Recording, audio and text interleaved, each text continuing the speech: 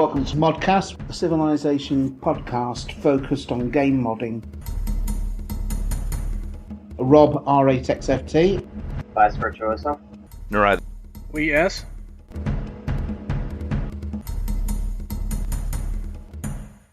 Welcome to ModCast 77, and joining me today is... Vice Virtuoso. Thanks for coming.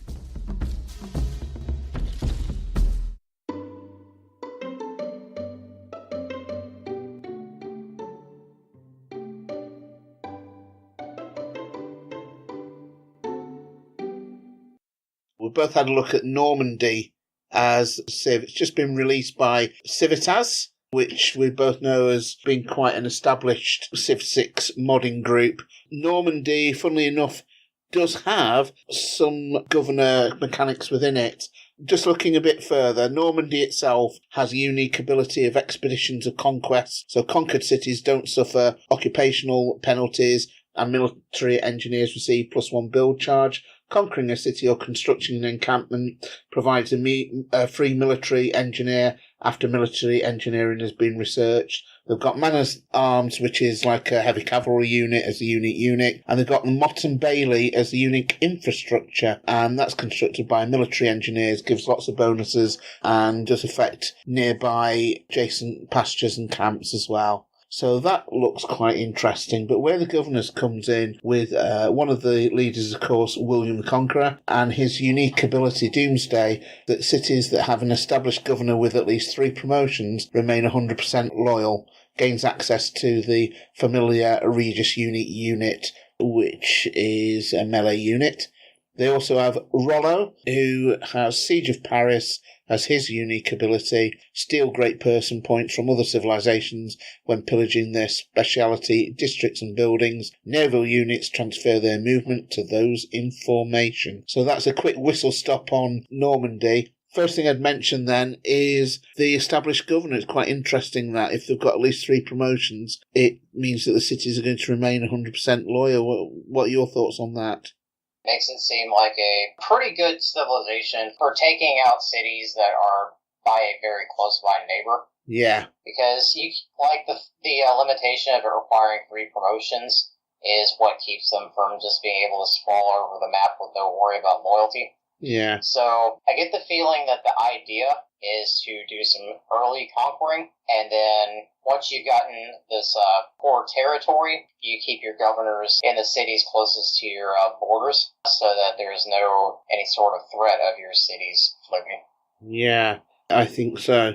And I think that the idea of having the Mott and Bailey with the additional housing and production gold, and also for the adjacent pastures or camp getting the extra gold and loyalty, it all looks very up my street, shall we say. I think one of the things I have problems with sometimes is that loyalty on the border cities, and it sometimes annoys me a little bit, if I'm being perfectly honest with you, when those cities are almost immediately under threat. Yeah, sometimes that loyalty mechanic can really hurt. Yeah, it can. What I like a lot about the Normandy Civ is just how good the art assets for it are. Yeah, they're fantastic. Both of the leaders look brilliant. Lots of fine detail in the leaderhead art. Mott and Bailey Improvement is one of the better looking ones I've seen. There's so many little details in it. Like, it actually looks like it's an encampment. Yeah, it looks absolutely fantastic. There's just one other Civ that I did notice that has been created very recently, which is Palmyra by Merrick. Now that has King Odenathus as the leader. That's basically a trading Civ that gets plus food and production with trade routes. It has Clibonari, which are a generic heavy cavalry unit that have got bonus strength and movement. And then they also have funerary towers, which is another unique improvement. This one yields faith and gold, but also gets bonuses with adjacent funerary towers as well, which is a little bit different to the other unique improvements where you can't have 2 together. This one, you have to build them in a line. So that looks quite an interesting one, and probably a little mod for Anno Domini to use. Certainly one to look out for. I'm liking what is being done by Homusugi with his Sengoku Monogatari series. Oh, yes. He did something very similar, and very expansive in Civ 5. Yes, I remember it. And I'm liking some of the creativity in his unique abilities and units in Civ 6. Like for the Koshin under Takeda Shingen, Yes. He makes cavalry and recon units ignore hill terrain costs, but he thought ahead enough to say that if a recon unit gets the Alpine promotion, which would normally give them that same ability, ignoring hill terrain costs, they'll get an extra movement points compensation.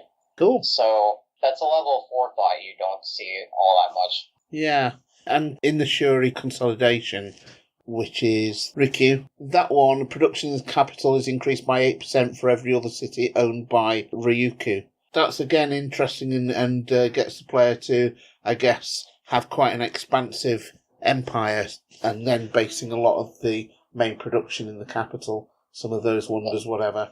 I like the idea of the ability. It might be a bit powerful as far as those numbers. Yeah, it won't be when I play it. I can promise you that.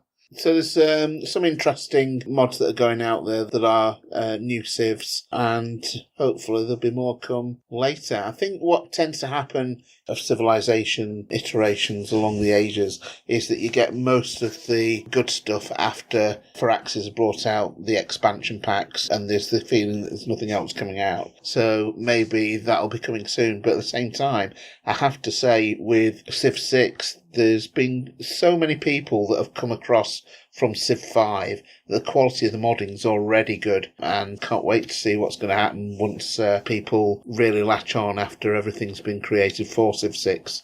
Yeah, absolutely. It's not like those total loss of modders between Civ 4 and Civ 5. Yeah, same with 3 and 4, and 2 and 3. I remember it all well. That was before my time. Yeah, it certainly wasn't before mine, I'm afraid.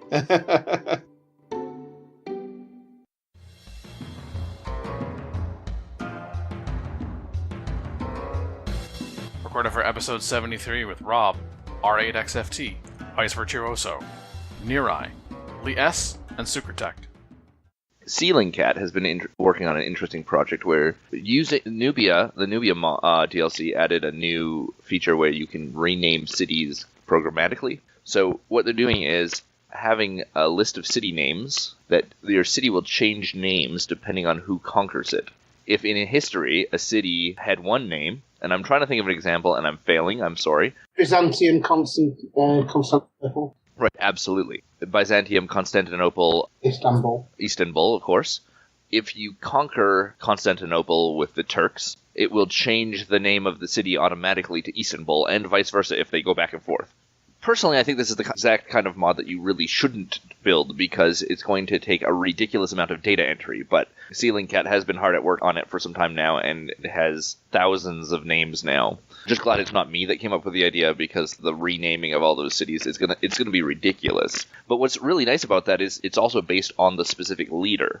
I know that they're two different entities, but if you decided for some strange reason to make the Gauls a leader for France instead of making him a leader for Gaul, then you could actually have it so that when you're Vercingetorix, all of your cities have Gaulish names, and then when you play as Catherine, then they all turn back to French names, or other names that change over time. Particularly of interest to me, New England names in Proto-America and Proto-Canada. You could have old Canadian leaders who all of their cities have names like Fort Edmonton, or they have French names, and then you have modern Canadian leaders that have their modern names, which are still French. I wonder if you could tie that into tech as well. So when you discover a particular tech, the name of some of the cities changed because you hit that point in history when they did. Right. He's hard to work on that. It's grilling me for Thai names. So Bangkok is going to have two different names depending on whether it's being ruled by Ramkhamhaeng or Chulalongkorn. And of course, if it's being ruled by India, it might have a different name as well. Spain has never owned London, but if you do conquer London, it becomes renamed Londres, and so forth. Yeah, I'm definitely not putting that level of support in it. I don't want to find out what London would have been named if it was owned by the Blackfoot.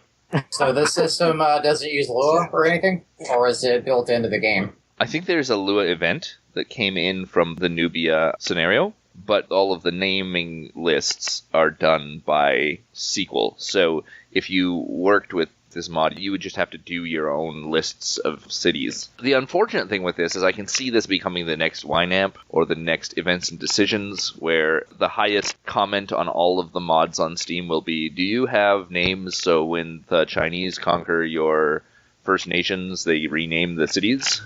Yeah, the number of permutations for that seems almost insurmountable. Well, and it's only going to get worse the more people get added. You have custom names for each of your cities, for each of the standard civs, and all of the other modded civs, even the ones that haven't been released yet. So from that perspective, it's a bad idea.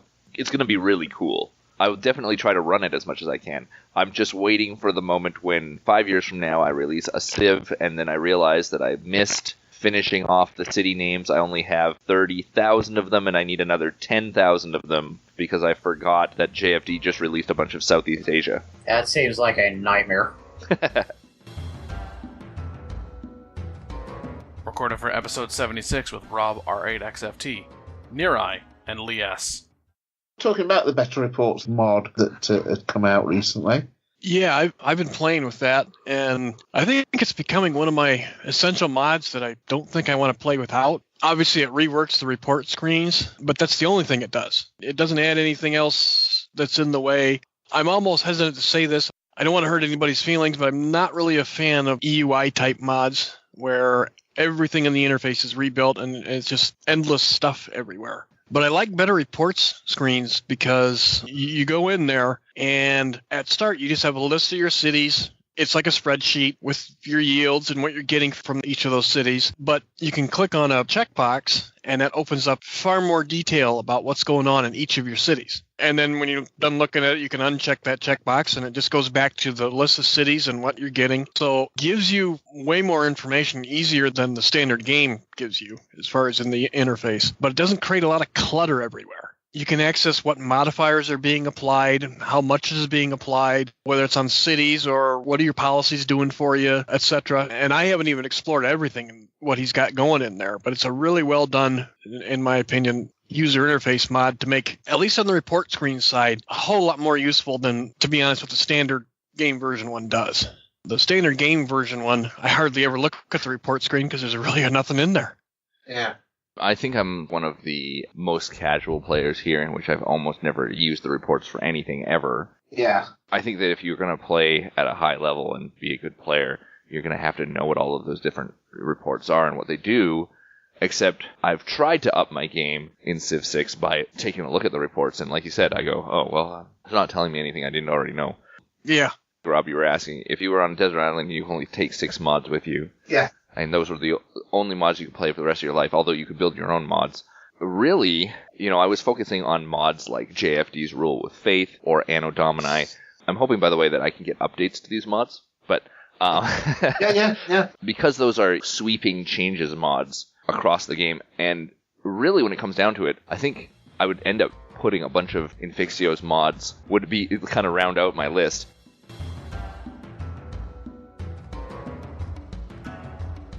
It's a handyback mod. Oh, yeah. Called Starting Free Cities. It starts with a bunch of different cities on the map, just randomly interspersed, that start with no loyalty to anyone except themselves. What I like about that is that it gives you an alternative to barbarians. First off, because I think the free cities will stop barbarians from spawning in their vicinity just like normal cities do. But also now you have another element, which is still potentially dangerous because free cities tend to be relatively hostile to everyone around them. But it lets you kind of have an alternative. You could also turn off barbarians and crank up a lot of starting free cities to give you just a different feel. I know there's been criticism around a lot. We've talked about this on, I think, the last 2 episodes. There's at least a faction out there on the internet of Civ people who feel like the barbarians are bad. They're wrong in an absolutely moral sense. Yeah. That you're saying that the world is populated with civs that are have-nots, that the only thing that they're good for is killing, and that you should not tolerate their existence. But having the Free Cities mod, I think, helps posture that as more like, no, these are just people out there, because in my head, the Free Cities are just barbarian cities. Starting Free Cities are barbarian cities, right? Yeah. It at least kind of gives you this idea that, no, these are just people who won't bow their knee to you. They don't want to trade with you, they just don't want to have anything to do with you, but by either conquering them with military force or convincing them that actually you are a good leader through loyalty and winning their trust, they can be brought back into the fold. They're not necessarily barbarians. I think that adds a really richness to the barbarians that's just lacking because barbarians haven't really changed all that much since Civilization 1. Yeah. Except for in Civ 6 when they come and find you and then they go ballistic and make your first 2 eras hell. Yes. I think that's one of the issues with the Civ 6. If you've got barbarians on, they do seem sometimes to take over the game. And you're so busy dealing with them that other things kind of pass you by. Suddenly Shaka shows up with 600 impy and you're dead.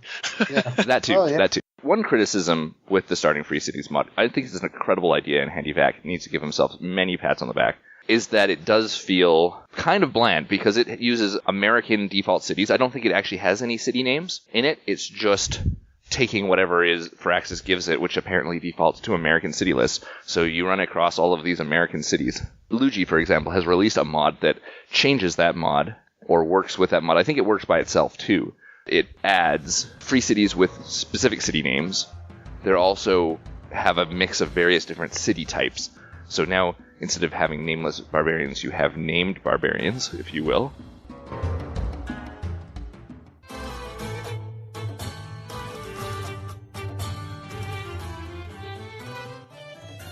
On the anime front, I know you're quite prolific in Civ 5 with anime. How are things in Civ 6? I took a bit of a hiatus a little after when Civ 6 came out, but I'm starting to make my way back into it. Yeah? So far, I've only gotten 3 mods out, which there's more on their way. Okay, well, can you tell us about those 3 mods that you've done? Okay, so one of them is not necessarily anime. It's from a Final Fantasy video game. Okay. What some might consider to be the same thing, but I've got 2 leaders from the Fate Stay Night or Fate Grand Order series, which is one of those series that really lends itself well to making civilizations, because the premise of the series is that heroes and world leaders from history can be summoned into the present era to fight each other, essentially. You've already created a couple of those civilizations then? Right. I've got an alternative version of Gilgamesh, Okay. as he's portrayed in the Fate series. And a major thing about the Fate series is that the portrayals of the characters are wildly different a lot of the times from their actual historical myth. Yeah. For example, this Gilgamesh is a fair-skinned blonde with red eyes and solid gold armor. Okay. I remember him from your Civ 5 version, actually. Yeah, and he's one of the most recognizable and popular characters from that series. And he happens to be my favorite character from the series as well. Okay. So he was my very first Civ 6 mod. When you approached the Civ 6 version of Gilgamesh, did you sort of look back at the Civ 5 version and try to recreate something similar in terms of the abilities, or did you just do a clean slate? Well, actually, he has almost exactly the same unique ability. Okay. Which, it was actually much easier to do that in Civ 6, because his unique is that he has all of the other civilizations' unique units. In the lore of the Fate series, he's the original hero that is the basis for every other hero that came after him. Okay. And in his treasury vault, he had every weapon that would later become a legendary weapon in other countries. So his vault had things like the Excalibur, the Gay Bolg from Irish mythology, and various other legendary weapons before they'd even become legends. Wow. So I translated that to him having every civilization's unique unit. But because that's an extremely strong ability, he has multiple downsides to it. His units can't earn any XP, and he cannot do anything with religion at all. Well, it balances things out as well, doesn't it? Otherwise, he would have been considered to be a bit overpowered, really. Yeah, and he probably is still a bit on the overpowered side, but because he's considered a bit overpowered in universe as well, it kind of sort of fits. Okay. And then the other one is my most recent mod. This one is even further from the historical fact. Okay. Because Gilgamesh was mythical in first place, but there's a very different version of Attila the Hun I made. Yes. And in the Fate universe, Attila the Hun is an alien super weapon from space shaped like a young woman. Right. She was basically sent to Earth to destroy all the civilizations on Earth. So she gets benefits from not only destroying enemy cities. In fact, every time she captures a city, she automatically raises it with no choice in the matter. Wow. And if you completely wipe a civilization or city-state from the game, you get a major lump sum of culture and science. Okay. So she is a pure scorched earth conqueror. Yeah. And any plans for any others then? You were mentioning that you were thinking of getting some others done. Yeah, there are several leaders that you can get out of the Fate series. Even if you stick to only the characters that have been confirmed to lead a nation. Yeah. Even if I confine myself to that, there's still 4 or 5 I can think of right off the top of my head. That's another thing I'm going to be doing differently from my Civ 5 modding. Even within the context of me making anime mods, I kind of want to make the leaders make some sense. They had to have actually led some kind of nation in their series. Right. I think that helps it out a little bit. I know that you did in Gilgamesh pretty much like you've done the Civ 5 version. Will you be looking back at your Civ 5 versions and maybe recreating some of those for Civ 6? Or do you think again with some of the others that you probably see what Civ 6 has to offer and maybe do something different? I think I'd rather do some different things. Yeah. There's maybe 1 or 2 leaders I want to bring over to Civ 6. Like maybe Funny Valentine from JoJo. Yeah. He was the president of the United States. It'd be pretty easy to add him in to 6. Yeah.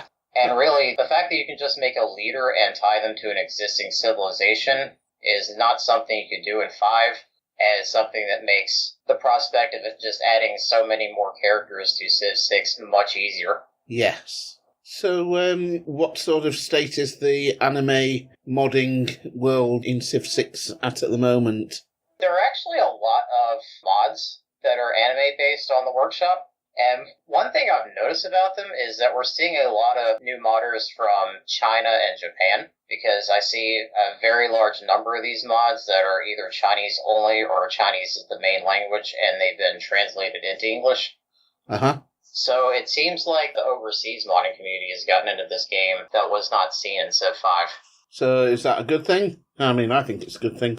Yeah, it's definitely good to see that the modding community is extending all over the world. Probably be good if we could get some communication going with them, wouldn't it? If the mods maybe in a foreign language, we don't need each other's language. That might be a bad thing to start with, but let's see what we can do with that.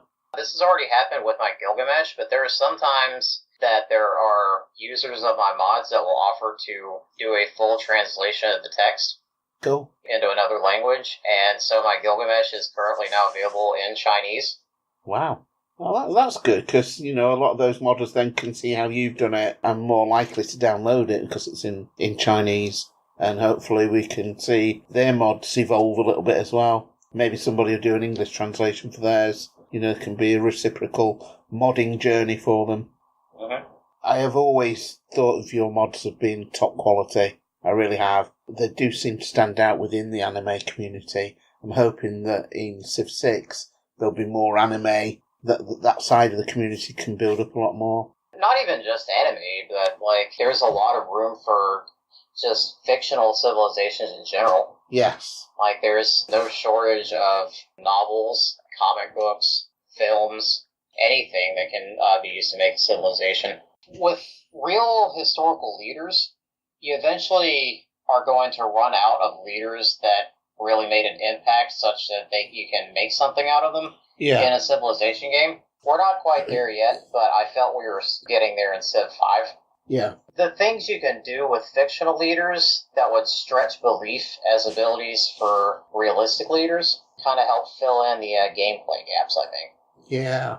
So have the mechanics in Civ 6, such as the loyalty and the governors, does that lend itself any better to the anime creations, or doesn't it matter what those are? See, for the Rise and Fall mechanics in particular, I think that the fact that there are Golden and Dark Ages, and even Heroic Ages, and that you can check for the presence of any one of them is what would lend to the most interesting abilities. I've actually been considering a civilization as a completely different, unique ability when it's in a Golden Age versus a Dark Age.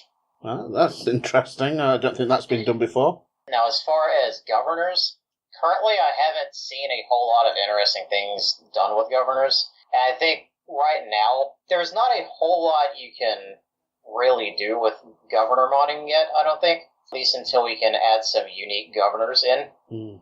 If we can get civilizations that have their own unique governors, that would probably be the most interesting way that could be done. I think wary governors will be more interesting from my perspective, and this is going a little bit away from anime, but it might come back to it, is that when you specialise a mod, when there's a mod that maybe looks at Roman or maybe ancient Britain or even the anime world where the whole thing is anime, then you can kind of gauge the governors to suit that, even if it's just a graphical change, really. You can really sort of theme it up with the mods or the scenario. Yeah, I would like to see more be done with governors sometime soon, but it's something I haven't really looked into myself. No.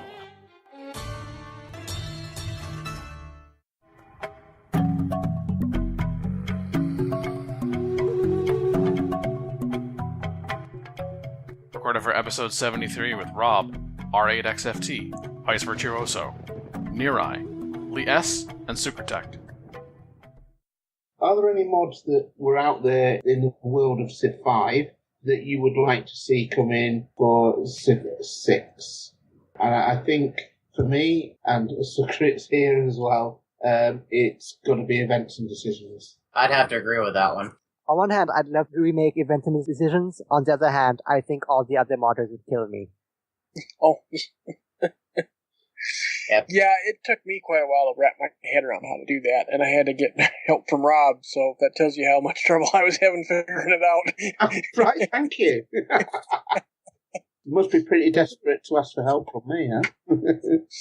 Well, but it's true. It's true. I know I'm joking, but yeah, I think with a lot of mods, like you've just alluded there, it becomes the new standard, doesn't it? As soon as these mods come out, every Civ's got to have them. But I thought that Events and Decisions was one of those where it was really worth it, and it did make a bit of a difference. It made a difference to the gameplay. So that'd be something that in the future would be good to see.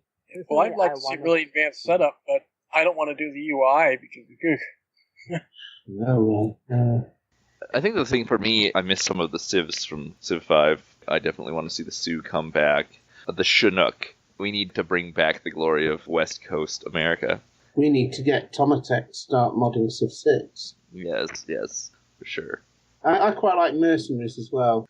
It feels like more could be done with cultural diversity here, too, because you can do more with the graphics. Has anyone tried modding graphics for, say, the city center buildings? No, but I was just thinking that. I know the palace and the buildings itself should be easy to replace, but I've not tried the other buildings that compose the city itself. But I know for certain you definitely can, because there is a cultural entry in for buildings. You can make alternate graphics for specific buildings. So if you're playing as a Civ, then the barracks looks like this, and then if you're playing as that other Civ, then the barracks looks like that. So that is possible. But I've not tried making completely new culture types for city graphics. I think what people had to do in Civ 5, if I remember rightly, was to create a city that just didn't show up on the map, and to create a building that would sort of mask it and go on top. But I think in Civ 6 it seems like it'll be different, more doable. Really advanced setup, but boy, that's so UI heavy. And get all of that issue with the UI context as opposed to gameplay. Wow, that would be a tough one to do. Mm. The other one that I think a lot of people miss is IGE, but you can get a lot of that through the live tuner, really. I can't really think of any other mods that really stand out in my head to say, yeah, we really need to import that into Civ 6. Because it just comes back to then, from there, it's just, do you want the Chinook, or do you want the Blackfoot, or do you want one of the ones that Vice made, or do you want one of the Civs that Sucritech made? At that point, that's just which Civ was your favorite that's not in Civ 6 yet? Yeah, I mean, I did like I'm glad that Rule with Faith has been done in Civ 6, because I did like the things that Prestige, because I think, again, one of the things that Civ 6 hasn't quite matched yet is what to do with your faith. You're not playing a religious game particularly, or once you've got all the bits and pieces, I guess it's creating lots of missionaries, etc. If you're playing as Ethiopia, of course you can build more settlers with it and builders and that kind of thing. But I think it'd be good to have something like that where you can actually use your faith for other things. At least Rule with Fate is doing some of that. I think we've got to recognise that Civ 6 isn't just a kind of advanced Civ 5, it's a game on its own. So maybe we should celebrate the advances that are being made.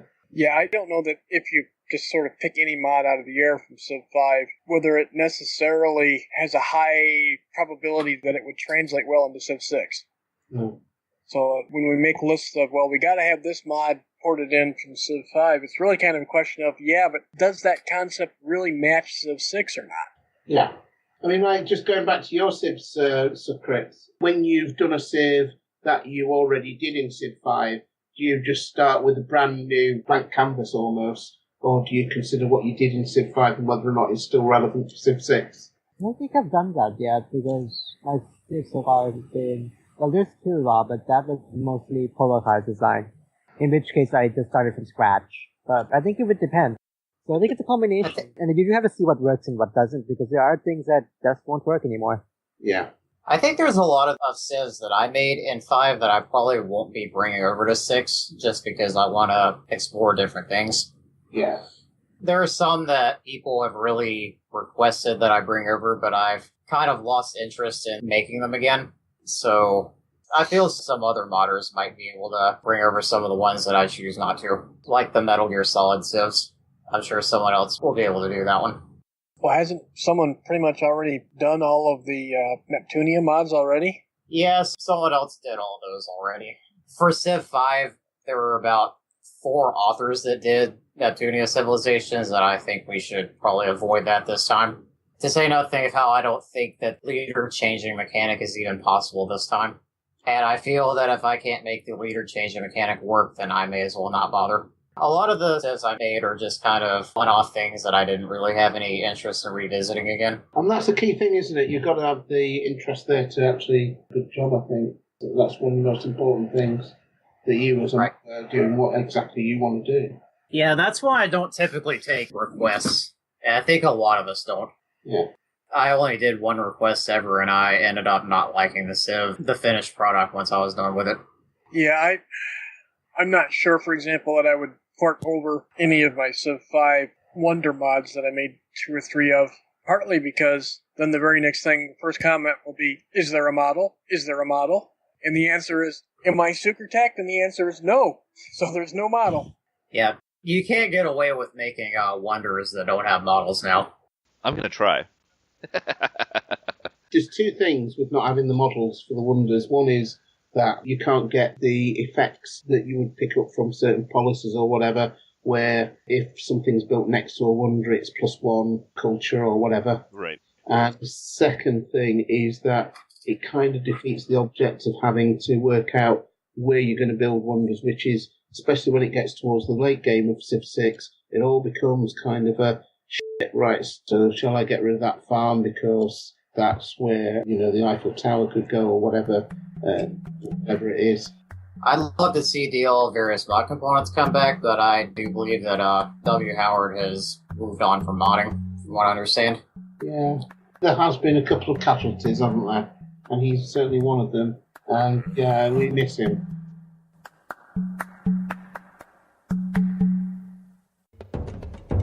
Support the ongoing Polycast Patreon campaign. Collective achievements. Personal incentives. Month-to-month commitment. A thank you to lead patron Candace Albinus and all other supporters of the show through this measure. For more information, visit thepolycast.net/Patreon.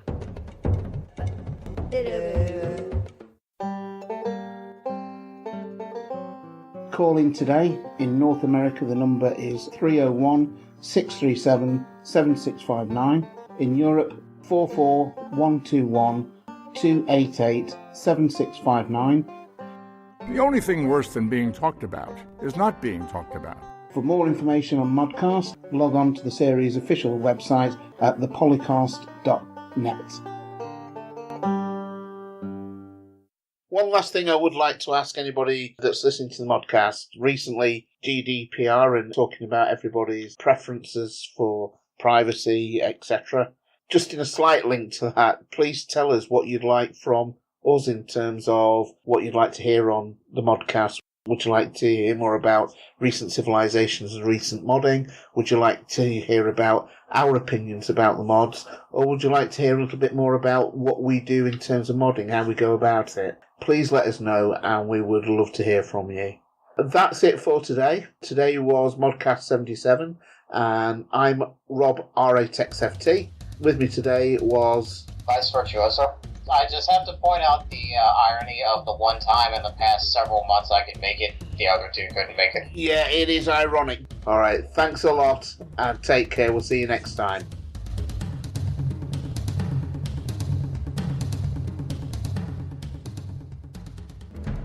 Record date 26th of May 2018.